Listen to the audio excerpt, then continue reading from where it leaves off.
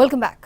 బీహార్లో మరొకసారి NDA కూటమిదే విజయమని exit polls తేల్చేశాయి. NDA కూటమికి తిరుగు ఉండదని, బంపర్ మెజారిటీతో అధికారంలోకి వస్తుందని సర్వేలు చెబుతున్నాయి. నితీష్ కుమార్ మరొకసారి ముఖ్యమంత్రిగా పగ్గాలు చేపడతారని, మరొక ఛాన్స్ ఉండదని సర్వేలు చెబుతున్నాయి. ఆర్జేడీ కాంగ్రెస్ నేతృత్వంలోని కూటమి ప్రతిపక్షానికే పరిమితమవుతుందని తేల్చాయి. మెజారిటీ సర్వేలని ఎన్డీఏకే పట్టం కట్టాయి. ప్రశాంత్ కిషోర్ నేతృత్వంలోని జనసురాజ్ పార్టీ సింగిల్ డిజిట్ కే పరిమితమవుతుందని తేలింది.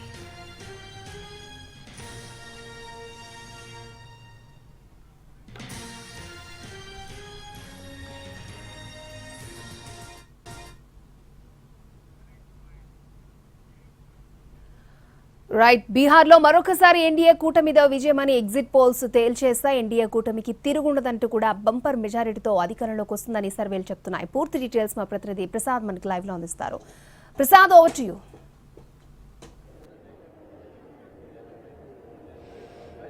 ఎన్డీఏ కూటమికి ఖచ్చితంగా ప్రజలు పట్టం కట్టబోతున్నారని చెప్పి ఎగ్జిట్ పోల్ ఫలితాలు చెప్పడం అన్నది కాస్తంగా మనం దాన్ని రాజకీయంగా విశ్లేషించినట్లయితే ఖచ్చితంగా ప్రజలు ఎన్డీఏ పక్షాన ఉండటానికి ఎక్కువ ఆస్కారాలు ఉన్నాయి. ప్రధానంగా లాలూ ప్రసాద్ యాదవ్ హయాంలో జరిగినటువంటి గూండాయిజము, జంగల్ రాజు, ఇవన్నీ ఇలాంటి అప్రతిష్ట తెచ్చే విమర్శలన్నీ కూడా తేజస్వి యాదవ్కు పెద్ద గుదివండగా మారాయి. ఇవన్నీ కూడా ఆయనకి మైనస్ అయిపోయాయి.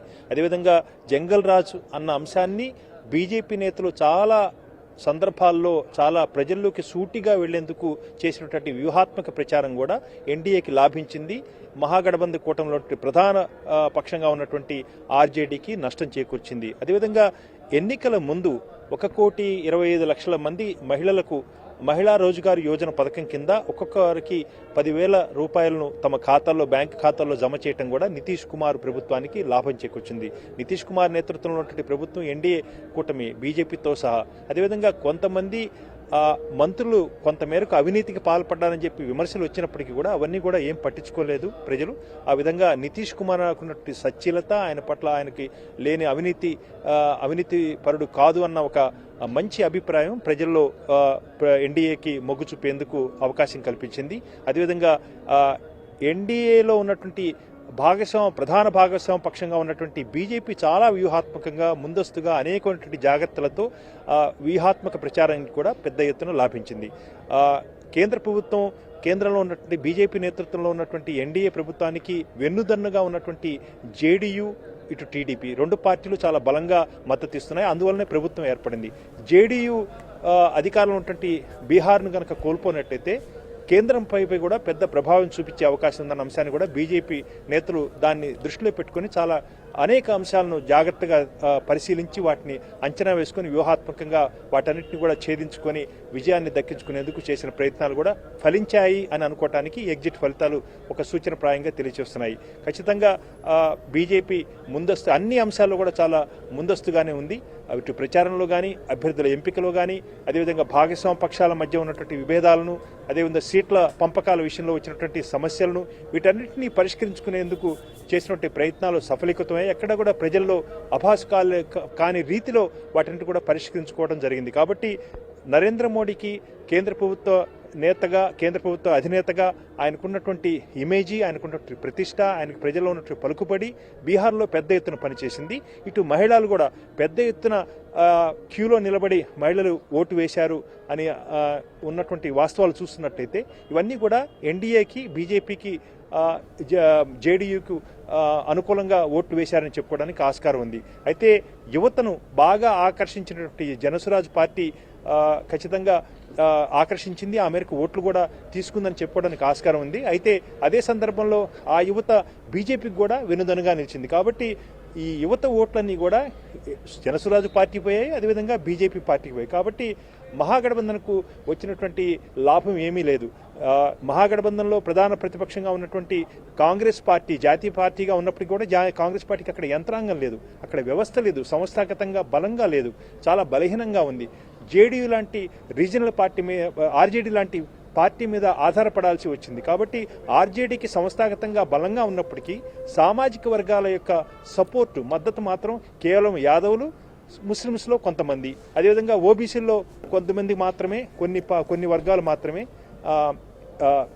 మహాగఠబంధన్కు వెన్నుదన్నుగా నిలిచాయి, ఆర్జేడీకి వెన్నుదన్నుగా నిలిచాయి. కాబట్టి కేవలం 3-4 సామాజిక వర్గాలే గట్టిగా బలంగా జేడీయూ ఆర్జేడీ వైపు మహాగఠబంధన్ కూటమి వైపు ఉన్నాయి. అయితే మిగిలిన అనేకమైనటువంటి చిన్న చిన్న కులాలు, పాస్వాను, చమారు, ఎస్సీ, ఎస్టీలు, అదేవిధంగా మోతీ లాంటి చిన్న చిన్న కులాలు, కుష్వాహాన్ లాంటి చిన్న చిన్న కులాలు చెందినటువంటి పార్టీలు ప్రజలంతా కూడా ఎన్డీఏ పక్షాన ఉన్నాయి. కాబట్టి చిన్న చిన్న ప్రజా సమూహాలు అన్నీ కలిసి పెద్ద సముద్రంగా ఏర్పడి ఎన్డీఏకి పెద్దగా బలాన్ని చేకూర్చాయని అనటానికి ఎగ్జిట్ పోల్ ఫలితాలు సూచిస్తున్నాయి. కాబట్టి ఇవన్నీ కూడా చూసినటువంటి పరిశీలించినట్టయితే కనుక ఖచ్చితంగా ఎన్డీఏకి ప్రజలు పట్టం కట్టి ఉంటారు. యువత మహిళలు వీళ్ళందరూ కూడా ఎన్డీఏకి ఓట్లు వేశారని చెప్పుకోవడానికి ఆస్కారం ఉంది. కాబట్టి రెండో విడతలో మలి విడతలో 75% పైగా ఓట్లు వేశారని చెప్పుకోవడానికి మనం గమనిస్తున్నాం. కాబట్టి ఇవన్నీ కూడా బీజేపీకే లాభించాయి, ఎన్డీఏకి లాభించాయి. అందువల్ల ఎన్డీఏకు పెద్ద ఎత్తున ప్రజలు పట్టం కట్టారని చెప్పుకోవడానికి ఆస్కారం ఉంది. Right, okay Prasad. రైట్, మరిన్ని డీటెయిల్స్ కోసం మళ్ళీ మిమ్మల్ని కాంటాక్ట్ చేసే ప్రయత్నం చేస్తాం ప్రసాద్. Thank you. బీహార్లో మరొకసారి ఎన్డీఏ కూటమిదే విజయమని ఎగ్జిట్ పోల్స్ తేల్చేశాయి. ఎన్డీఏ కూటమికి తిరుగు ఉండదని, బంపర్ మెజారిటీతో అధికారంలోకి వస్తుందని సర్వేలు చెప్తున్నాయి. నితీష్ కుమార్ మరొకసారి ముఖ్యమంత్రిగా పగ్గాలు చేపడతారని, మరొక ఛాన్స్ ఉండదని సర్వేలు చెబుతున్నాయి.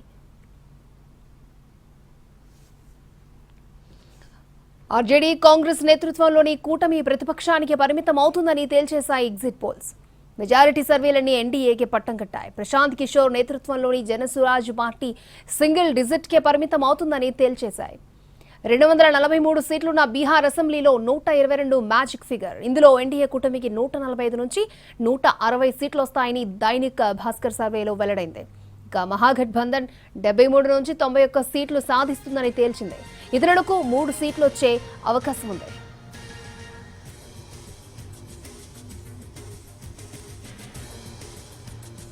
చాణక్య సర్వేల్లో ఎన్డీఏ కూటమికి 130 నుంచి 138 సీట్లు, ఎంజీబీకి 100 నుంచి 108 సీట్లు వస్తాయని జోస్యం చెప్పింది. ఇతరులు కేవలం 3 నుంచి 5 సీట్లు సాధిస్తారని అంచనా వేస్తుంది. బీజేపీ జేడీయూ కూటమి 147 నుంచి 167 సీట్లు సాధిస్తుందని మ్యాట్రిజ్ సర్వే తేల్చింది. ఇక మహాగఠబంధన్కి 70 నుంచి 90 సీట్లు సాధించే అవకాశం ఉందని చెప్పింది.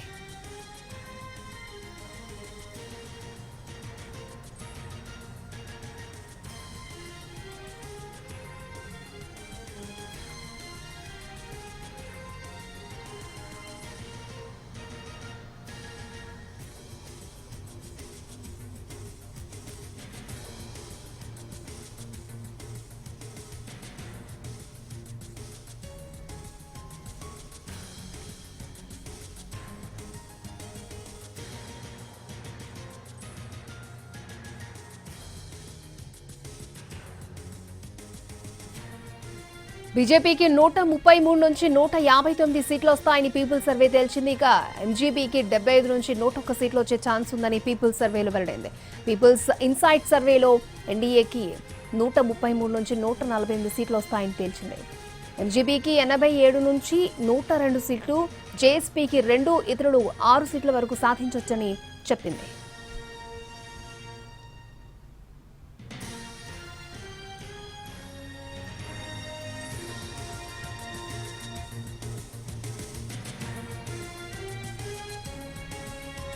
ఇక జేవీసీ సర్వేలో ఎన్డీఏ 135 నుంచి 150 సీట్లతో మరొకసారి అధికారం సాధిస్తుందని తేల్చింది. ఎన్జీబీ 88 నుంచి 103 సీట్లు సాధించే అవకాశం ఉందని సర్వేలో వెల్లడించింది.